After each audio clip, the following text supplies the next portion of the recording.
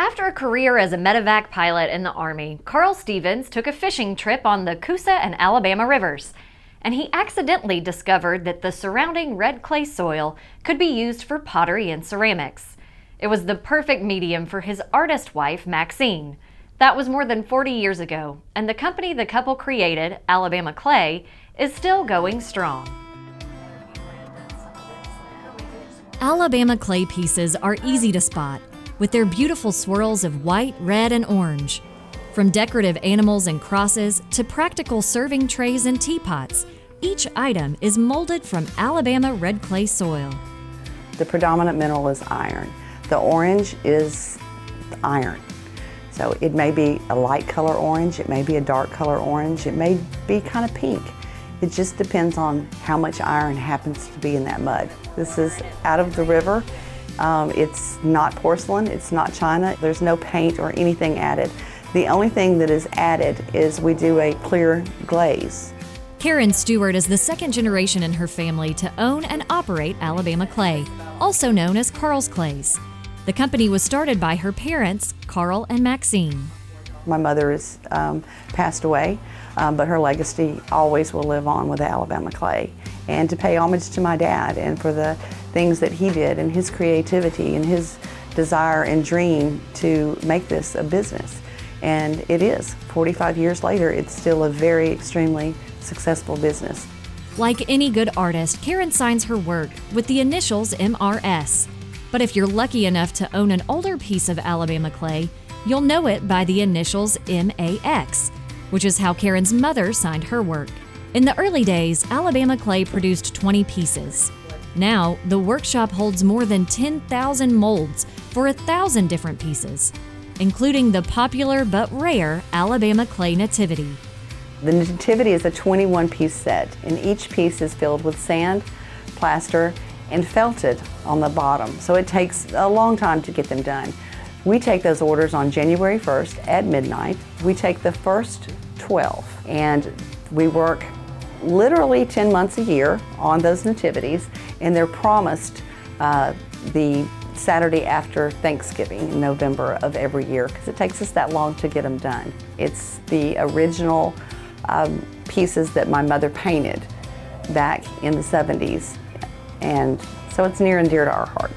Whether it's the Nativity or another beautiful item, each piece starts with clay, hand poured into molds.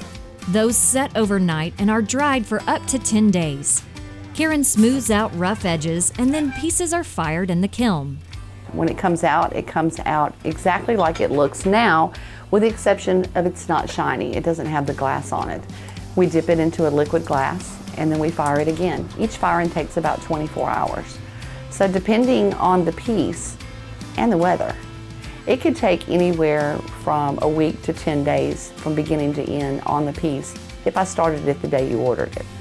Karen and her family make all the Alabama Clay pieces at their shop in Wetumpka, but the items are sold at various retail outlets around the state, including Charlie's Trophies in downtown Montgomery. We sell a lot of the eagles, and then we have the magnolias. People like just because it's a pretty flower, and angels and crosses. We have a lot of tourists that come in, and with the Alabama Clay, I tell them the little story of where it comes from and everything, and they like to take a piece of Alabama dirt home with them. Even being around the business for over 40 years, Karen said it's still motivational to hear positive comments from customers. Those days that it's really hot here in Alabama, or maybe it's even really cold and wet in Alabama and you don't want to put your hands in cold, wet clay, those kind of dissipate when you get something like that. Or a military person calls and says, hey, I received this beautiful eagle in my husband's retirement. And it's the small things like that that keep you going. Alabama Clay gifts have been shared with people all over the world, including royalty. Last year, President Donald Trump received one of the Alabama Clay elephants, and a while back, flying ace Chuck Yeager received one of their eagles. To find out more about Alabama Clay, you can search for the company on Facebook. Up next on Simply Southern, Kevin Worthington is out on an Alabama farm to get answers to questions submitted by our viewers. A farmer has to live on faith. We do all we can do, but we can only control so much. Alabama is the second largest poultry growing state in the nation, so we're trying our best to grow all the corn we can for that. What we produce not only feeds and clothes all of the United States, but about half of what we make goes on to the world market. We've been able to improve yields, have some things that can help us produce a better crop. I'm proud of the product we make and proud that I can say I'm an Alabama farmer. Get discounts on national brands and at local businesses with your Alpha Farmers membership. Members save hundreds with Ford, John Deere, Case IH, and Caterpillar. Plus, enjoy special rates at Choice and Wyndham Hotels. Benefits include rewards at Office Depot, Priester's Pecans, tourism destinations, and more. Download the Alpha Perks app, visit alphafarmers.org/perks, or stop by your local Alpha office and start saving today. Farm Bureau Bank has built its entire existence around the lifestyle and needs of farmers and ranchers across America. We're here to help grow traditions, give back to agricultural communities, and offer financial convenience for your unique way of life. From sunup to sundown, we are committed to serving you.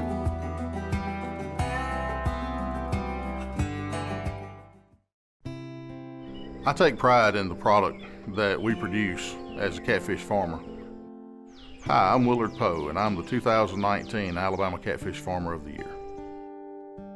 When I go out to a restaurant and see people eating U.S. farm-raised catfish, that gives you a sense of pride and a sense of joy, knowing that you have produced a product that other people enjoy. Other people love to go out and eat.